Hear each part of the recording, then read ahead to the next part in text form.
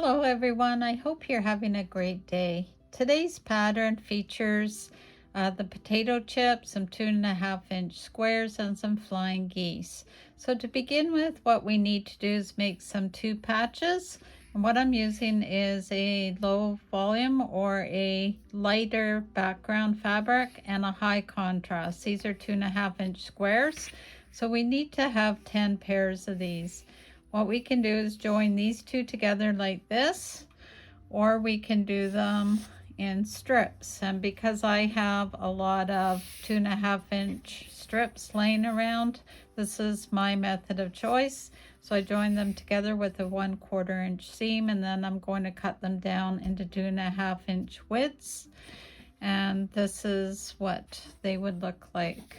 So again, we need to have 10 of these sewn together and use a nice scant 1/4 inch seam. And since you're so good at cutting 2.5-inch squares, you need to prepare an additional 2 of the lighter ones and 2 of the darker ones, and just set those aside for final assembly. Okay, so now that we have all the patches made, we need to worry about making some flying geese. So in all, we need 48 that measure 2.5 inches deep by 4.5 inches wide. They need to have the lighter fabric choice as the inside, and then the wings of the geese need to be a darker fabric. As you know, I like to do these 4 up. So if you choose to do it that method, you need 12 pieces of 6.5-inch lighter fabric, which will end up being here, and then 12 7.5-inch, which will end up being your darker wings. So once we've got those done and trimmed to size, we set them aside, and then we're going to take the good old potato chip, which are 2.5 deep by 4.5 inches wide. And you're going to take 34 of the chips. I'd like to do them in a darker contrast, just that's how my pattern's going to be showing. And then what you're going to do is, so 34 of the darker with 34 of the flying geese, and you're going to piece them together with a 1/4 inch seam. And then once that is done, you're going to take another 14 of the potato chips, and you're going to piece them with a flying goose like this. And this is with this pointing up. So again, for the first one, you're going to have the point of the flying geese pointing towards the potato chip. And then when they're side by side, you're going to have the goose on the right hand side with the point facing up, and the potato chip on the left hand side. So let me go ahead and do that, and then I'll show you what we do next. So the last component we need to make, we will be making 12 of these. So whatever quantities I'm giving you, you need to multiply by 12. So what we need are 2 darker potato chips, again 2.5 by 4.5, and we're going to piece them together with a 1/4 inch seam. So they're like that. I've already prepared one.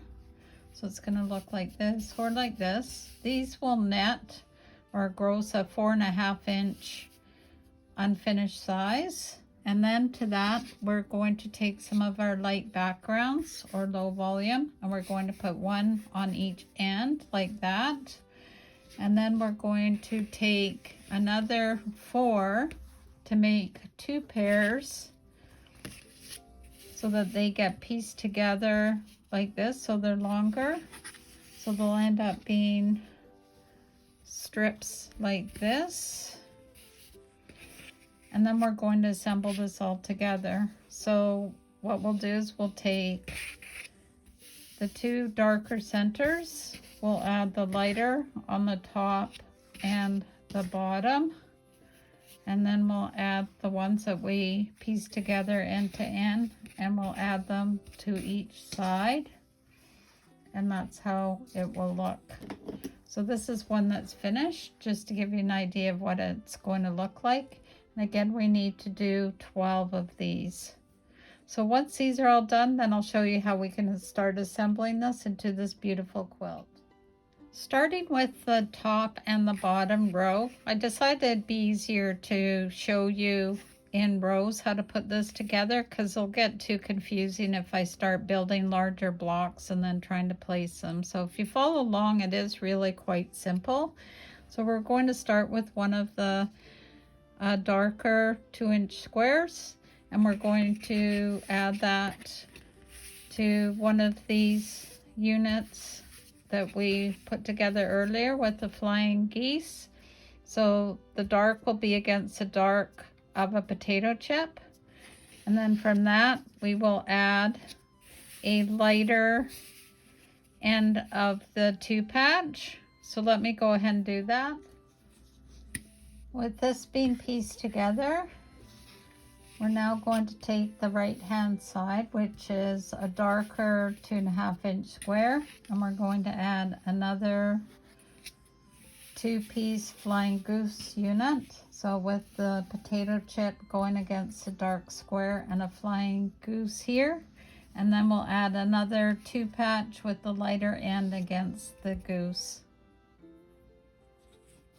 So I have those units now added on. So we ended with the 2-patch, and again we're adding another excuse me, Flying Goose and potato chip section, and then another 2-patch with the lighter on this end of the Flying Goose. You want to make sure that the point is facing up towards the top, so it all makes sense once it all gets pieced together.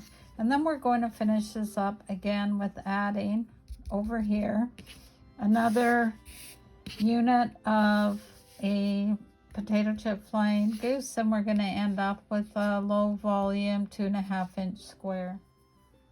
So next you're going to take the 34 units that we joined together like this, and we're actually going to make them in sets where we have the Flying Goose on the upper right, and then we have another one on the lower left, so they're pointing towards each other.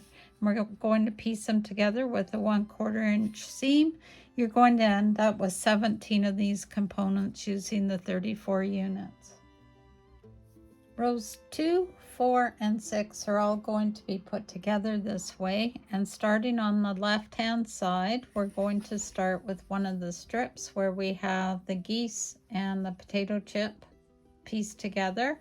We're going to have that with the goose laying pointing to the left hand side.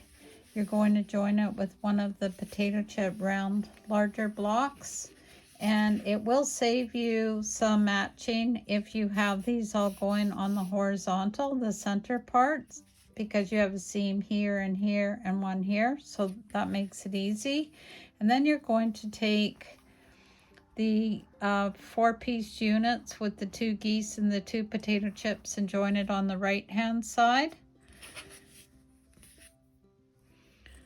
I've joined it like this, and then we're going to take another of the potato chip rounds and join it here, and then another goose, and then another potato chip, another goose, another potato chip, and then we'll end again with another one of these strips, the 2-piece strips.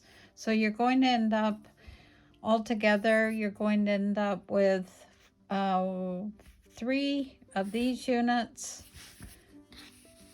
4 of these units, and then 2 of these units all being pieced together. So that's going to be our 3 main rows.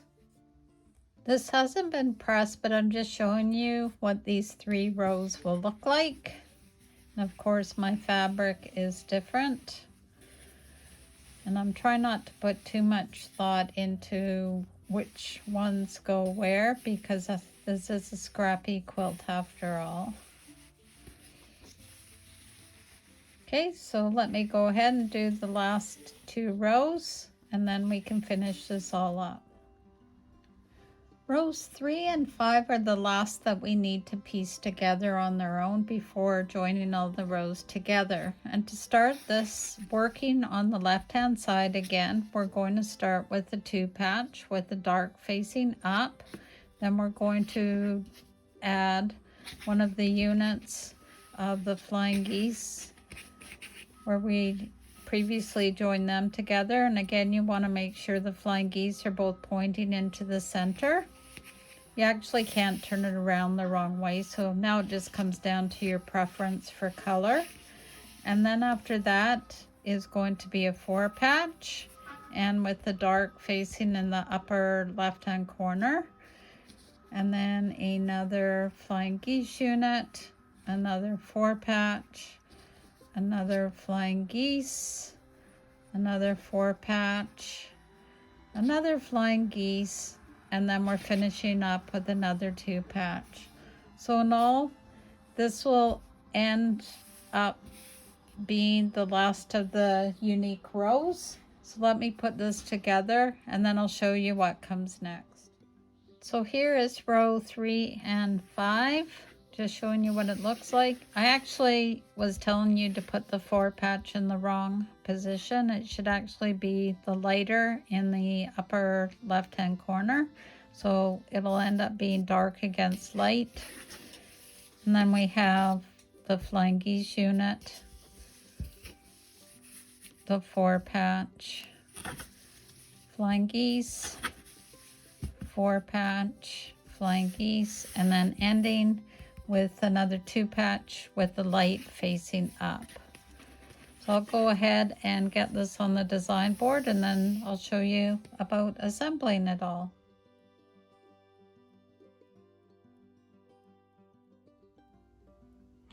Hi, just an update. I noticed when I was looking at the quilt top on my design wall that wherever there's a blank space, those were sewn in incorrectly. I had light where it should have been dark and dark where it should have been light. So I'm going to do a quick update and then I'll show you what the final reveal looks like. So here it is all done. I'm glad I took the time to correct it because I knew it'd drive me crazy if I left it the way it was. If you'd like a free PDF pattern of this, I do have a new website. Please check it out there. It's sewwithdebee.com. There will be a slight delay before the pattern is released on the website, but please check back regularly as I am trying to upload most of the patterns I have available in that one place. So until next time, sew safely and sew with Debee. Bye for now.